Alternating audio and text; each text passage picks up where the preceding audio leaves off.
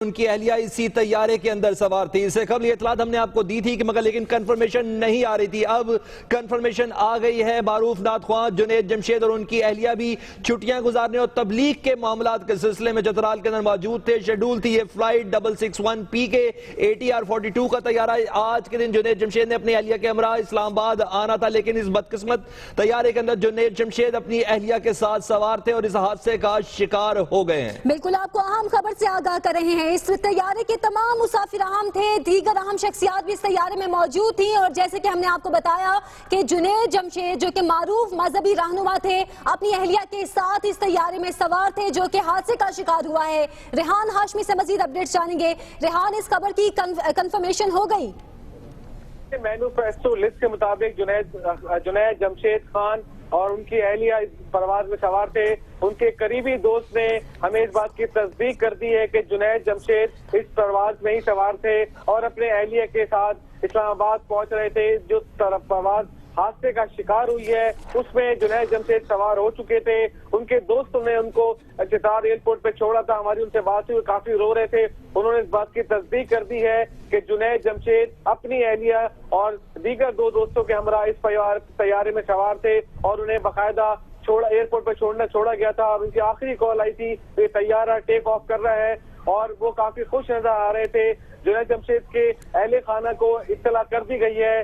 भाई से हमारे राब्ता नहीं हो सका, लेकिन दोस्त ने इस बात की तस्दीक कर दी कि जुनैद जमशेद इस परवाज में सवार थे जो अब इस दुनिया में नहीं रहे हैं। और ये खबर उनके दोस्त ने काफी शिद्दत गम से निडालते उन्होंने तस्दीक की है। जो तबलीग में उनके साथ साथ पूरी दुनिया में जाते हैं, उन्होंने इस बात की तस्दीक कर दी है कि जुनैद जमशेद चतराल आने वाली PI की परवाज PK 661 में अपनी इस खबर की तस्दीक कर दी गई है कि मारूफ नाथ ख्वां, जुनैद जमशेद अपनी अहलिया के साथ और दीगर दो दोस्तों के साथ इस तैयारे में सवार थे जो कि हादसे का शिकार हुआ है। ये बदकिस्मत तैयारा जो कि हवेलियां के करीब एक गांव में गिरकर तबाह हुआ है और रेस्क्यू की टीमें वहां पहुंचने की कोशिश कर रही है। जैसे जैसे अपडेट्स आएंगी आप तक पहुंचाते रहेंगे। जुनैद जमशेद के इस तैयारे में सवार होने की तस्दीक न सिर्फ उनके भाई कर रहे हैं बल्कि मैनेजर असलान ने भी इस बात की तस्दीक की है कि इस तैयारे में वो भी सवार थे। मोहम्मद हनीफ ऐनी शाहिद हमारे साथ मौजूद हैं, उनसे एक बार फिर बात कर लेते हैं। मोहम्मद हनीफ, हमारे पास कुछ विजुअल्स आए हैं, तस्वीरें आई हैं जहां ऐसा लग रहा है कि मकामी लोग वहां पहुंच चुके हैं।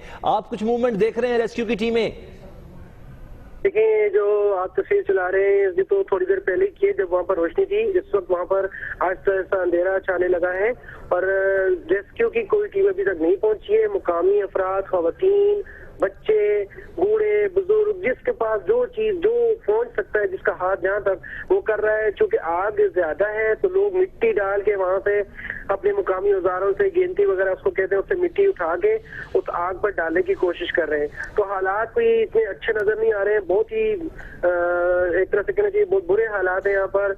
और यहाँ पर चूंकि पहुंचने के लिए कोई बड़ी सड़क, मेन सड़क ऐसा नहीं है कि जिसके ऊपर से रेस्क्यू टीमें एक जल्दी से यहाँ पहुंचेंगी। ये पहाड़ी इलाका है, आप तस्वीर में देख सकते हैं जो आपको आप दिखा रहे हैं कि उसमें कि ये पहाड़ी इलाका है। यहाँ पर ऊपर पैदल ही जो पहुंचेगा पैदल पहुंचेगा।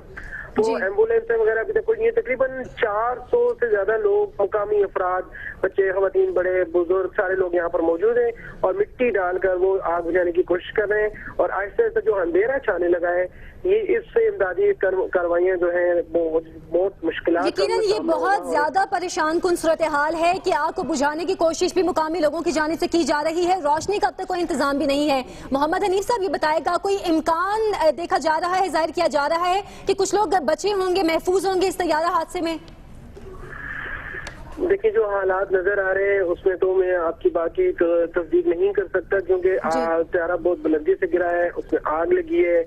तो मैं इस बारे में कुछ हतमी राय नहीं कायम की जा सकती कि कोई इसमें से इस तरह के हालात होंगे, क्योंकि आग अभी तक जल रही है और यहाँ पर रेस्क्यू का कोई इंतजाम नहीं है। पहाड़ी। अच्छा मोहम्मद हनीफ साहब, ये बताइएगा, मेन शहर इस इलाके में जहां आप देख रहे हैं ये हादसा हुआ है, कितनी दूर है हम उम्मीद कर सकते हैं? क्योंकि अभी DIG हजारा सैयद वजीर का ये कहना था कि 45 मिनट लगेंगे और इस बात को कहे हुए भी 20 मिनट हो चुके हैं।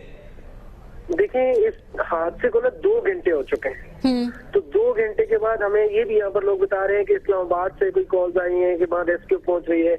हमें ये भी बताया जा रहा है कि एबटाबाद से DCO कह रहे हैं कि हम टीमें पहुंचा रहे हैं।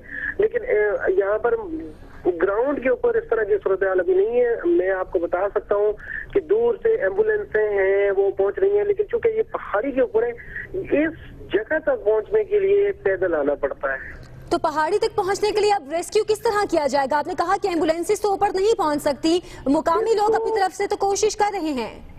देखिए मुकाम आमतौर पर इस तरह के वैसे भी हादसा पेश है तो यहाँ पर मुकामी लोग चारपाइयाँ लेके इतनी ऊपर जगह पे पहुंचते हैं, या तो वो चारपाई पे उठा के बंदे को या अच्छा, मोहम्मद हनीफ साहब आप हमारे साथ ही रहेगा। डॉक्टर असद डीजी रेस्क्यू हमारे साथ मौजूद हैं, उनसे जानेंगे। डॉक्टर असद साहब बताएगा रेस्क्यू के हवाले से क्या किया जा रहा है?